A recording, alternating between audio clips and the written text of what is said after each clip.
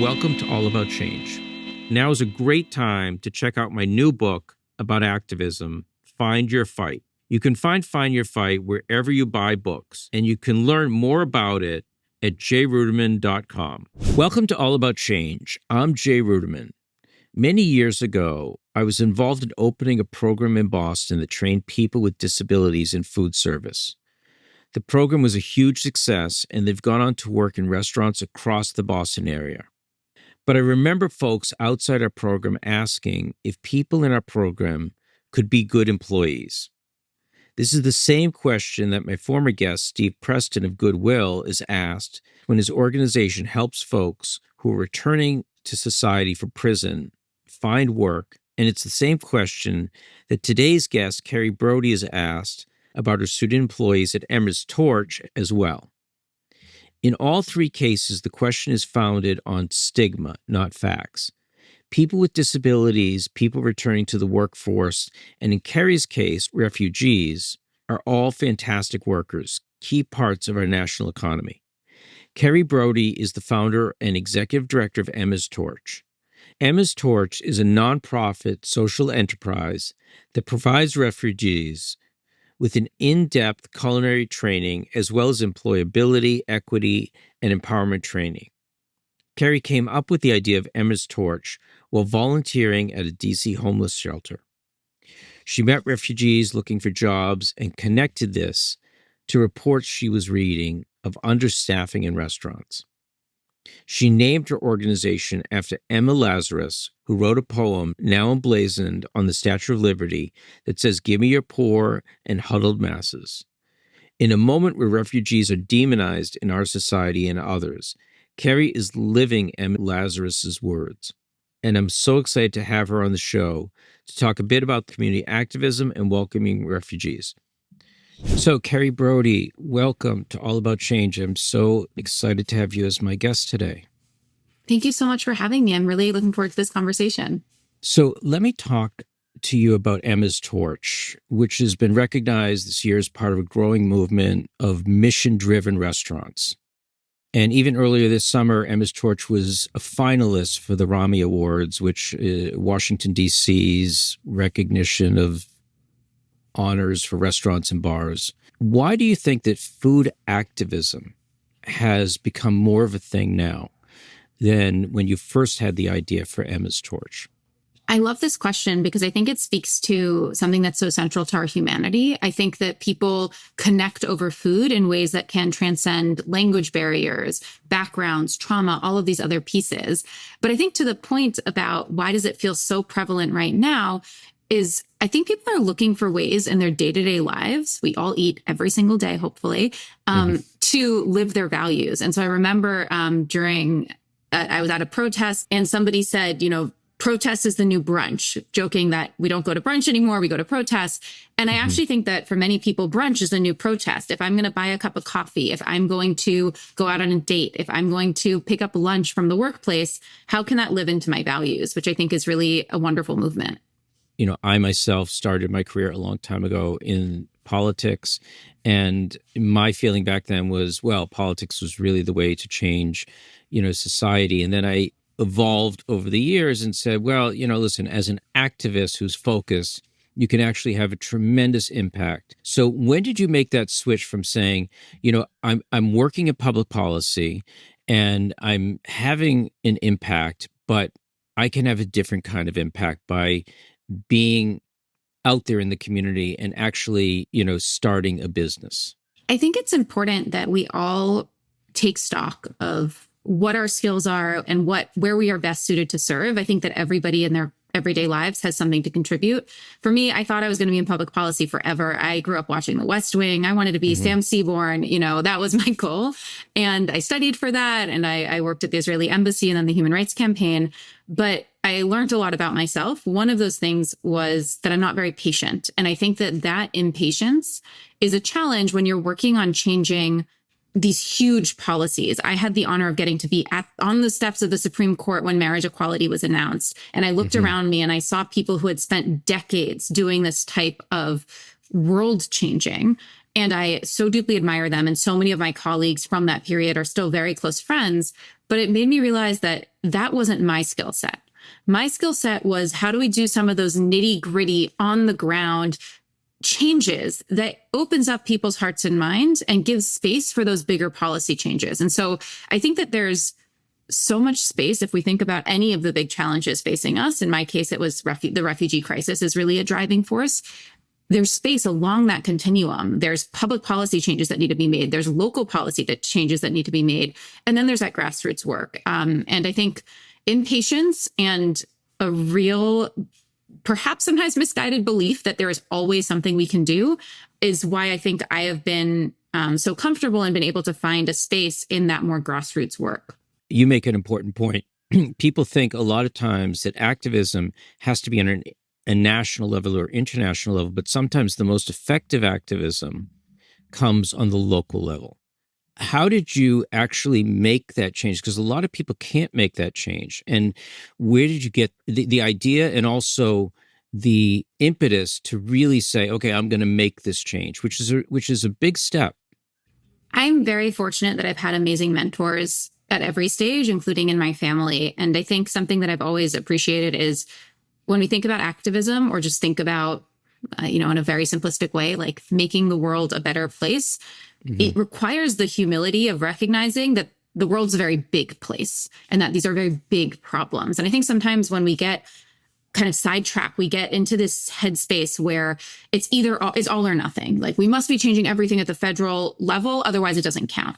And for me, it was a very important learning to have a little bit of humility in that actually it's good enough if it is changing the story for one person. It's good enough if you're changing the story for one person for one day, because if everybody focused on changing the story for one person for one day, we'd be in a much better place than we are now. And that's not to say that there's not space on that other end. But you asked about kind of how I made that shift. I think it was a couple of factors. One of them was definitely recognizing my own limitations. I really enjoyed the work that I was doing, but the part that was filling me up and giving me a lot more hope and really motivating me throughout the day was volunteering at a homeless shelter in the mornings on my way to work. And, I was just handing out muffins. That is not, that for me felt world changing and really catalyzed a lot of my understanding of interacting with people across barriers. But it's not the most exciting thing to ever happen to somebody at 7:30 in the morning. And so those conversations I was having at that shelter while I was volunteering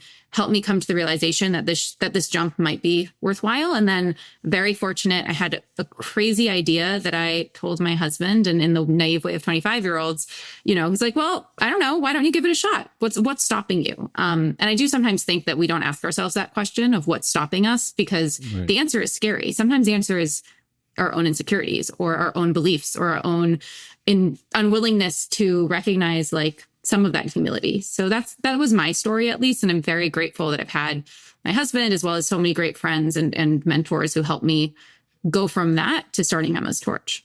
So can you talk a little bit about, way back when Kerry's, volunteering and handing out muffins, and what were the interactions like? What did you learn from that experience? It was really interesting. And I think about this a lot because we work with people every single day. And I think that putting a human face, and not just, we often talk about storytelling. And I think storytelling is incredibly powerful, but it's not just storytelling. It's seeing somebody else's life. So the interactions were really mundane. I will always remember like handing out a muffin and joking around about how I don't know what a morning glory muffin is. And even though we sell them at the cafe to this day, I still don't really know what the technical, but like getting a little bit precious about it, right? Like, I'm giving you this muffin. Do you know what's in it? Are you excited? Like, what are the muffins you like? And it sounds so silly because it should be obvious, but that's a conversation that you can have with anyone. And I think that the interactions were like that. It was, what do you have planned for your day? What types of food do you like to eat for breakfast? Oh, you don't want the cereal? I get that. What cereals do you like? Because I like the sugary ones. My parents always taught us that when we go to museums and we see pictures from different things, they're often in black and white. And it's so easy to forget that people live their lives in color. And I think about that when I think about reading the newspaper, even though those are color photos, but these people have much bigger lives. It's not just this moment of trauma. This is not a political, podcast. It's a podcast about advocacy, but this is an issue that we're facing as a society. And all of us, no matter who we are, your grandparents, my grandparents, everyone's grandparents or themselves or their parents came to this country, unless you are a Native American that was here for who knows how much time, we are all immigrants to this country, to the United States. How did the issue of refugees become so politicized, and how do you deal with that in when you're on the front line, you're dealing with the issue of refugees? It's such a good question. And I think sometimes we are living in a particular moment of history, and one where the refugee crisis is the largest that it's ever been. And it has grown substantially even since I started doing this work. But at the same time, it's not a new idea. We often fear newcomers. We often have a difficulty bridging between our current lived experience and other people's. And that gives me hope, because I think that while we've never totally lived up to, the words on the Statue of Liberty that were named after, give me your tired, your poor, your huddled masses, we've had that as an ideal. And so that does give me a lot of hope that even though we are living in this politicized moment, this moment where I think that a lot of political actors are using this as a scapegoat, as a way of hiding behind other things, because we're not born hating one another. We know what it looks like when the world turns its back on refugees, and we have a responsibility to do better. And if we can get people into that headspace, and if we can help them reach this understanding of this is not a nice thing to do for someone else, it is a thing to do because the society we live in, the country we live in, is stronger when we welcome in the stranger, I think that we can make progress. But that progress is slow and it's hard work. But I do think that those little kind of chipping away at that divide, whether in our case it's through meals shared, having a cup of coffee, or through more educational support, or just calling out the lies for what they are, I think that we can make progress. This is maybe my cynical view. I think that that frequently politicians want to divide people, because what would happen if those two groups came together? What would happen if you felt passed over and you paired up with somebody who's new to this country, and together maybe you advocated for better workplace protections? What happens if together maybe you advocated for childcare being more accessible, because that's a limiting factor for all people? What happens if we ask more of our government? That could be, that puts people in a spot where they have to answer for who they're accountable for. And so I think that it's definitely self-serving to divide people. But when I look at, especially in the industry where we're working, employers are trying to fill jobs. We're not, exactly. The refrain of somebody taking your job, that's a slogan. That's not the reality on the ground. And I think that something I've noticed, and this is actually, I think, on both ends, is I think it's really important that we hold deep sympathy and understanding for the perspective of being passed over, of being left behind, no matter where you come from. And with that empathy, see if we can bring people into our movement. I think for my work, we need to have people from all backgrounds, all political identities, all, you name it, the more people in this coalition, the better. And so are there ways to bring people together without saying, well, you complained about this, or you feel this way, so you're not welcome? Like, actually, this is one of the biggest problems of our generation. We're going to need a lot of solutions from a lot of different places. What you're talking about, and which I think is the right way forward, of like saying, hey, we have more in common than we do differences. I don't think that's being promoted. And I think what is great about what you're doing is that when people meet face to face, they're like, oh yeah, we have something in common. I understand it. I think the other important point that you make is that people are not necessarily taking jobs away. There are jobs that maybe the general American population does not want to do. And I look at my grandfather in like the early 1900s was a peddler, and used to take his truck from place to place and sell garments or whatever people would buy. I don't think that was a job that most Americans at the time wanted to have. But he was an immigrant, and that's what he had to do, and that's how he had to support his family. So I think there's this view of like, oh, well, they're coming in, they're taking our jobs, and I'm not necessarily convinced that that's the case. I think that the economic data supports that that's not the case. On the macro scale, most economic studies indicate that it's actually like universally good for communities when more new arrivals arrive. It is good for the GDP. It's good for creating new businesses, creating new jobs. But then I look at our anecdotal data. We track what the wage increases over time have yielded for the community. Our students have created more than $27 million of wage increases. those are dollars that are paid in taxes. Those are dollars that go back into our community. High waters float all boats. But I agree with you that unity doesn't sell. It's not, and it doesn't help get people out to protest. Like I want to be clear that it's not just that unity doesn't sell because it creates divisions. It also doesn't like fire up your base on whatever issue. Right. But when we're thinking about grassroots change, that might be okay. I think that's a big lesson that I learned from my work at the Human Rights Campaign in particular. When you're doing community work, you need to listen to what things bring the community together. So language about hate and division doesn't always work. Sometimes it's, hey, we're gonna have a play date, playground play date between these different community centers. And that's going to be the act of activism, because we're going to all bring our children. We're going to realize that everybody is trying to figure out how to get their 2-year-old not to have a tantrum, no matter where they're from.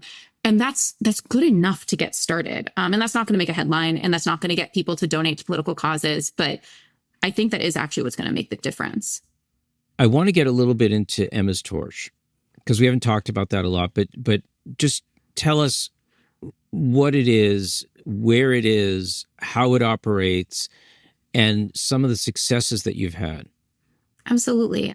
So Emma's Torch, we're a nonprofit social enterprise where we work with refugees, asylees, and survivors of human trafficking, and we provide them with culinary education, both in our classroom setting and on the job at our cafes. So we're currently operating, we have 3 locations in New York, 2 cafes and 1 catering facility.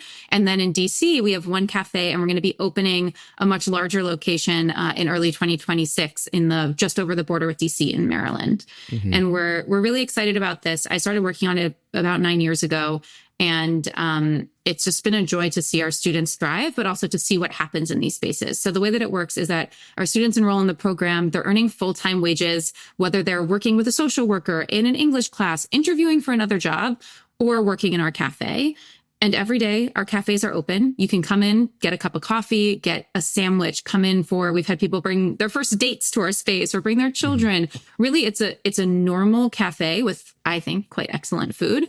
But what it does is it gives our students the dignity of, from day one, earning a paycheck and seeing visibly that what they have to offer has tremendous value.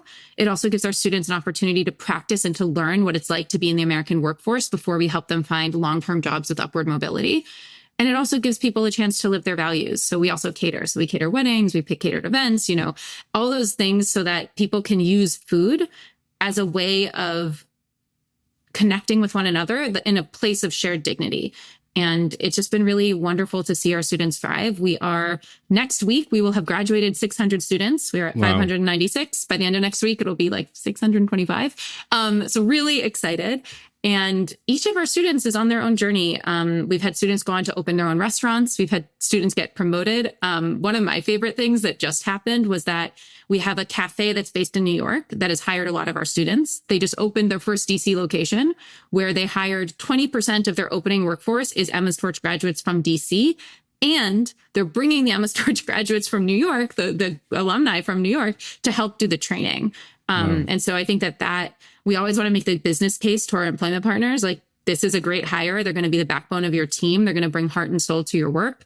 And I get to see that play out and what that ripple effect is. And how do you get your students? How do you get your students, and who is teaching the students? How do you get the teachers to, because I understand that there's probably various degrees of levels that the students come in with, food service. Some of them may know more from their home country. Some of them may know less. How are you getting them, and how are you getting the people to teach them?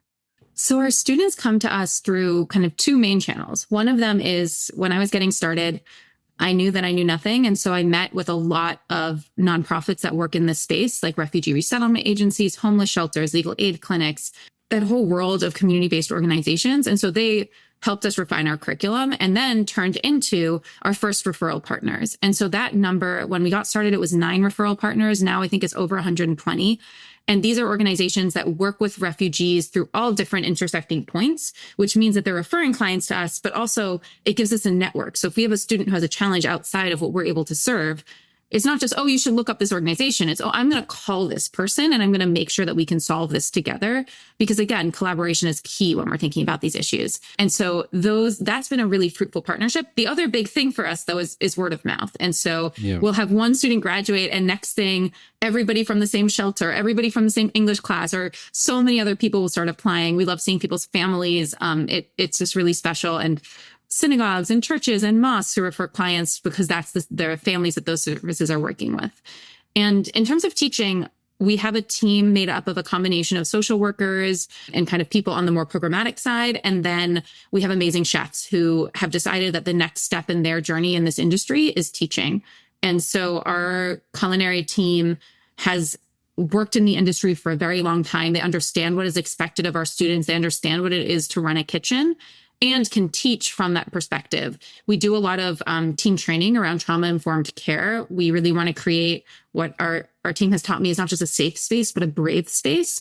And I think that every one of our educators, and we really think of our entire team as educators, takes that perspective. Yeah. And you've been great at sort of connecting with influencers. Like I saw that, Rachel Ray was involved in your restaurant, which is a huge, I would have to imagine, a huge boost in getting you recognition and helping you. I saw that they did a remodel of one of your restaurants. How have you gone about that of sort of like elevating and getting, people of influence to pay attention to what you're doing? We've had a lot of luck, I would say, in how we've happened upon people and then remembering that people are just people. So Rachel Ray, I reached out to a synagogue and I reached out to the head of their social action committee. And I said, I'm given to believe that you're doing some work on refugee resettlement. Yeah. Can I pick your brain? And it turns out that somebody on the committee had a connection with Rachel Ray who told her about our work. And she wanted to get involved, and she wanted to get involved in a tangible way. And that is how that translated into using her design team and her home goods to really bring that cafe into such a beautiful space that it is today.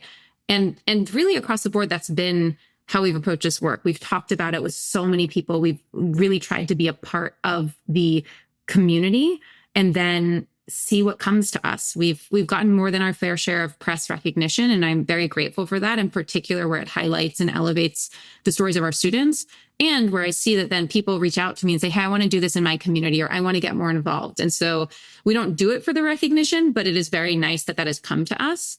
And for the most part, it really has come to us. We haven't really made that a priority strategy. How have your Jewish values shaped the work of Emma's Torch? Definitely a lot of chutzpah. I like to think that I often get asked, is Emma's Torch a Jewish organization? And I said, no, but also kind of, which is like a very Jewish answer.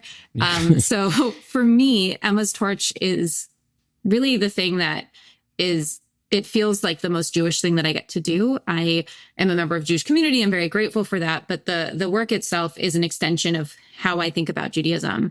There's a reason that one of the most mentioned commandments, mitzvot, in the Torah is welcoming in the stranger. It is so critically essential to who we are from a religious perspective, but I also connect to my Judaism through a historical perspective. And so I think a lot about what it means to be a Jew in America in 2025 and learning the history that I know and thinking about my family's history and so many of my friends' families' histories. We know what it looks like when America doesn't open its doors. We know what it looks like when we vilify the others. My sister graduated from a university that was created because there were quotas not to have Jews in the Ivy League. Mm-hmm. There's so many stories, and I think about how easy it would be to say, oh, but that was a different time. But we're doing it. We're doing it all the time when we vilify the others. So for me, it's both the religious imperative, but also this idea that having been a part of the history that the Jewish people were a part of, we have also an obligation to build the future that we would like all people to be a part of. Yeah. I want to talk to you as a follow-up. We live in a time all over the world where Jews who run organizations face anti-Semitism, refugees are demonized. Have you personally or your students as a whole or individuals come under this type of scrutiny? I think that we all have to different degrees. I think that there's also different degrees of like the fear that comes with it. I have definitely had interactions that were either unpleasant or were based on assumptions because of my Jewish identity or because of, who I am, who I'm married to, where I've worked, all of those things. And I think that it's definitely the case for our students. And so our students are very afraid. Even from well-intentioned people, sometimes I get questions and I want to remind them that we're talking about people. We're talking about people who have hopes and dreams and wake up in the morning like all of us. And it, especially if you read the headlines, and then sometimes the way that we think about others is just so antithetical to the idea that, no, this is just a human being who, wants better for themselves and wants to be part of this world. And so definitely, I think everybody on our team, even if their background isn't in the refugee world, has faced some sort of prejudice or some sort of vilification, and somehow come out on the other side still believing in the good of humanity. And if we can cling on to that and help each other when we feel it slipping, it makes a big difference. Yeah. You talked about how many graduates you've had, which is quite an impressive number. Can you share a couple of stories about one or two students who have made an impact on you? Absolutely. I think a lot about kind of on the personal impact. One of our students very early on, she was part of the pilot program. She had come to this country. She was a single mom with 6 kids. She was living in a shelter. When I interviewed her, I didn't think that she spoke any English. And her case manager was like, no, just trust me. She's going to figure it out. Like, give her a chance. And this was early on in the program. And I said, if she wants to come, that's great. And I learned a lot from this person, not just watching her in the program. And she's like a very small, tiny woman from Afghanistan who she was not messing around. She once cut herself in the kitchen. And I was, of course, quite worried about this. And like, everything was fine. She's like, no cut, no learn, and just kept on going.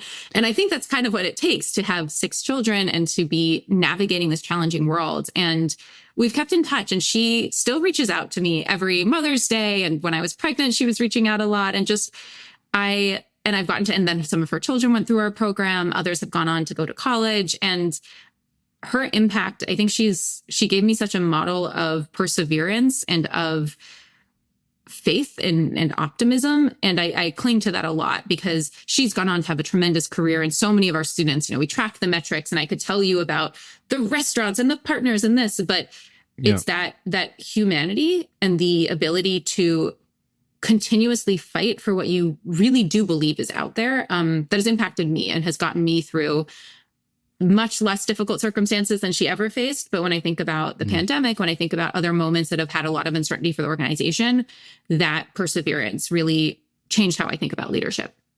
That's beautiful.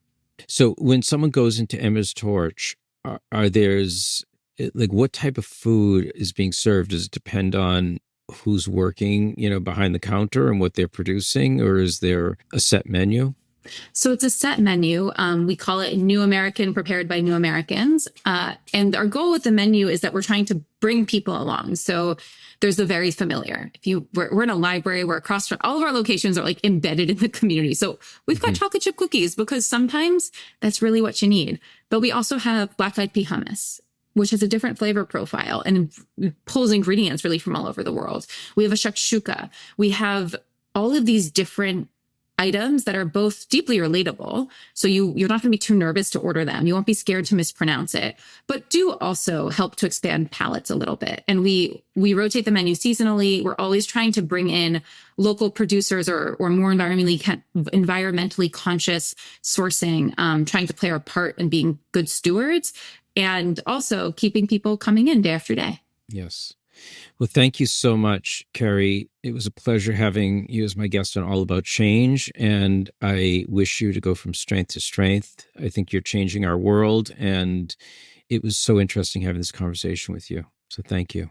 Thank you so much for having me. I'm really so grateful. Thank you for being part of the All About Change community. We aim to spark ideas for personal activism, helping you find your pathway to action beyond awareness. So thank you for investing your time with us, learning and thinking about how just one person can make the choice to build a community and improve our world. I believe in the power of informed people like you to drive real change, and I know that what we explored today will be a tool for you in that effort. All right, I'll see you in 2 weeks for our next conversation, but just one small ask. Please hit subscribe and leave us a comment below. It lets us know that you value this content, and it supports our mission to widely share these perspectives. If you're looking for more inspiration, Check out this next video. I chose it for you, and I know you're going to enjoy it. I'm Jay Ruderman. Let's continue working towards meaningful change together.